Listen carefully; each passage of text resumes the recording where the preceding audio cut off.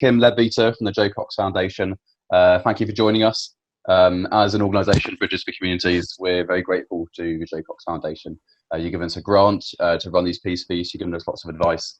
And I guess we'd say we're kindred spirits. And so I know you've done a lot of work in overcoming isolation across the nation. And we tend to connect people from different cultures, but particularly in this season, people who are isolated, that's what we're passionate about.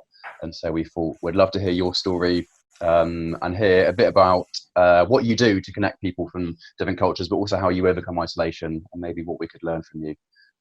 So why don't you start by telling us your story, how the Jo Cox Foundation started, and what you're passionate about as an organisation. That's brilliant. Thank you very much, Dan. And hello, everyone out there. It's a real pleasure and an honour to join you. So thank you for inviting me. Yeah, so as Dan said, I work as an ambassador for the Jo Cox Foundation. And the reason I do that is because Jo was my sister. And Jo was the MP for Batley and Spen here in West Yorkshire, where I'm based, who was murdered in June 2016 by a right-wing extremist. And clearly on that day, my life changed forever. And what I've tried to do in those ensuing months and years is create a very positive legacy for Jo, focusing on some of the issues that she cared passionately about, trying to make sense of some of the issues that we face as a country and indeed as a world, and just trying to make a difference. But totally new to me, my background is actually in physical activity and health and well-being. I was a lecturer, I have my own business doing physical activity and exercise sessions. So it's all been a big steep learning curve for me. But Jo's foundation really is about working on the issues that she cared about, working on the issues that she started working on, and loneliness is a really good example of that. And then also looking at the kind of world and the kind of country that we want to live in. So we have 3 different strands to our work. One is working internationally and supporting the organisations who do work in Jo's name in various different countries around the world. We have the Jo Cox Memorial Grants, which look at community issues in other countries and empowering women. And then we've got the national work that we do. And some of that is around public life and civility in public life and how we can get people to treat each other with a bit more kindness and a bit more respect and compassion and understanding, whoever they are. And also then the great get-together campaign that we do, which you can see right behind me here, yep, which is the national campaign that we do on the weekend that was Jo's birthday. And this is exactly what you've described, Dan, exactly what you guys are brilliant at doing, about bringing people together, and hopefully bringing people together across lines of difference, people who, you know, have different backgrounds, different viewpoints, different opinions, but can get together in a really fun, sociable way and find the things that they have in common. And then locally, up here in West Yorkshire, where I'm based, we do a lot of community work around strengthening this community, not allowing the divisions or the differences to be any more harmful than they could be, and really pulling people together. So that's a bit of an overview. There's lots of stuff going on in there. And I noticed your motto is more in common. How did you explain to me the sort of ethos behind that idea? Yeah, well, that comes from Jo's maiden speech in Parliament. So the very first time Jo stood up and spoke in Parliament, she gave a speech, as new politicians do, and she talked about the area where we come from, which is the area where Jo and I were born and brought up, and the area where Mum and Dad and I still live. And she said, you know, she'd spent a lot of time knocking on doors and campaigning for the role as our MP. And she observed lots of differences, but she also observed that despite those differences, we've still got far more in common than that which divides us. And that has come to be quite an iconic phrase, particularly in the last 4 years, when as a country we've seen some pretty challenging, pretty tough times. And I think it really gets to the heart of what we often forget and what we should focus on as human beings, our commonalities, the things that we share. And, you know, to be really clear, this doesn't mean that we agree on everything. And it doesn't mean that we're not different in lots of ways. And actually those differences are a real thing to be celebrated. But sometimes we just have to reconnect as human beings and think about the things that we do share. And it doesn't even have to be anything complicated or fancy. You know, I think we probably all want what's best for our families. We all want to live peacefully and harmoniously together, hopefully. You know, and reconnecting on that level, that's, I guess, the more in common vision that Jo had and that we try and purport in her name. Yeah, very good. Oh, thank you. And how about in this season that we're in at the moment, how have you seen loneliness and isolation manifest in lockdown, and also how have you overcome that as an organisation, or how have you seen people overcoming the sort of challenges we face? Yeah, I mean, I think it's fair to say loneliness and social isolation is pretty high on the agenda for most people and most organisations at the moment as a result of the pandemic and lockdown.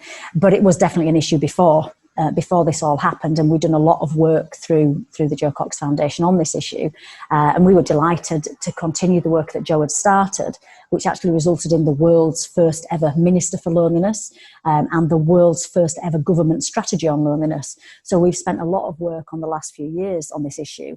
But then when lockdown hit, it was like, goodness me, this is even more applicable to even more people across the whole country. And interestingly, people who had potentially felt lonely before didn't sometimes notice that much of a difference, but you got a whole new group of people who'd never felt lonely before, but now were feeling extremely isolated, particularly young people. I mean, the figures around 16 to 24-year-olds feeling lonely and isolated are worryingly high at the moment. So in terms of what you do about that, I mean, we've got the Great Get Together campaign, which I talked about, and the temptation in June was that we cancelled the Great Get Together because actually you can't get together. But what we did, and what lots of organisations did, was say, well, let's just find a different way to get together rather than just give up on this whole thing, because human connection is more important than ever at the moment. So through the Great Get Together weekend, we've got people getting together with lots of stuff online. Amazing how creative people and organisations have been at throwing stuff online, whether it's iftars or whether it's, family quizzes or whatever it is, small or large. So we did loads of stuff online. We had a very, very moving interfaith community service that we put together. A couple of my colleagues worked extremely hard on that and pulled it together, and it was seen by over 10,000 people across the country. But then what we also encourage with the Great Get Together, and continue to encourage, is the small acts of community connection and neighbourliness and kindness. And we saw loads of that at the start of lockdown, didn't we? People did reach out to each other because we were sharing this horrendous experience. It's slightly worrying that some of that is fraying at the seams, and we need to work really hard to make sure that we pull that back in. And within that, loads of different examples. I mean, all across the country, you've got chatty cafes, you've got friendly benches, you've got ways of pulling people together, some of which can still be done in a safe, socially distanced way. But you've also got, like I say, the way that so many organisations and groups have thrown their things online and enabled people to stay connected. Loads of different ways that we've worked on loneliness, loads of different ways that we continue to work on loneliness. I think the big thing initially was saying that loneliness can be felt by anyone at any point in their lives, and it's not something to be ashamed or embarrassed about. It's something that we need to talk about. Oh, very good, thank you. And particularly, I was interested, you mentioned the Grand Iftar, which I came to the virtual one. And so, like, as an organisation, we do a lot of work between cultures and faiths and languages, which is always good fun. And I wondered if you had, from your experience, what it's like connecting people, because a few challenges, partly being online, but also all the other things of cross-cultural stuff. How have you seen people really connecting, really overcoming isolation and loneliness from completely different backgrounds? Yeah, I think that's a really good point. I think some of the most impressive work has been done between faiths, and we've got a big Muslim population here in Batley and Spen, and as ever, the mosques and the churches were some of the first groups to step up and meet the community need. We work very closely with the council, but the council had to do a lot of the usual jumping through red tape and getting the risk assessments done. But actually what community groups did, and churches and mosques locally were a big part of that, was they just got on with it. They found out where the food was needed. They found out where the people who needed their prescriptions picking up were needed, and they just got on and did it. And that was beautiful, seeing faiths work together and reaching out across different communities. I think also what's quite nice is some intergenerational work that we've seen. One lovely scheme that was set up locally, and there are others across the country, was a letter writing scheme, getting local young people to write to people who are in care homes or nursing homes, and sharing that sense of togetherness in a very different way. So some really, really positive examples. And the iftar, as you say, I mean, we've done an iftar here in Batley Town Centre for the past 3 years, and that was one of the most challenging events we ever did. But the way that the community pulled together across so many different lines of difference to do that event was powerful. And again, this year the temptation was, well, we're just going to have to cancel it. But then we worked in partnership with the NAS Legacy Foundation, another fantastic organisation doing interfaith work. And we said, no, we're not cancelling. We're going to put this online, and we got hundreds of people tuning in to join, and that was really powerful. Like I said, the community service that my colleagues pulled together was wonderful. We have a local vicar and a local imam who we work very closely with, and they did some work on getting people of all faiths and none to come together. Just that shared sense of togetherness, that even though we can't be together physically, we can still stay connected, and that's really important at the moment. Oh, thank you. It's so helpful. And for a lot of people, I'm sure, like you say, a lot of people have that desire. And we saw it in my community at the beginning of lockdown. There was a real community spirit. Everyone was looking after their neighbours and applauding the NHS. And it was wonderful. But like you say, it feels like in recent weeks that I guess it's human nature. It's hard to keep going. And there's been a little bit of losing hope. And so for people who are kind of feeling, yeah, we really should, I want to connect with my neighbours and my communities, what advice would you give to people who have who want to do something but maybe feel a little bit tired by it? How would you kind of encourage people to get back out and look after their neighbours? You're right. I mean, it's hard to keep going, isn't it? We're 7 or 8 months in now, and it feels like, initially the novelty of, I'm going to work from home and I'm going to do all these things that I've never been able to do before, that has worn a little bit thin now, and the reality is that this is with us for a while. So I think it's really important, if you are someone who is struggling, whether that's with loneliness, isolation, mental health, grief, don't be afraid to ask for help. That's the first thing I would say.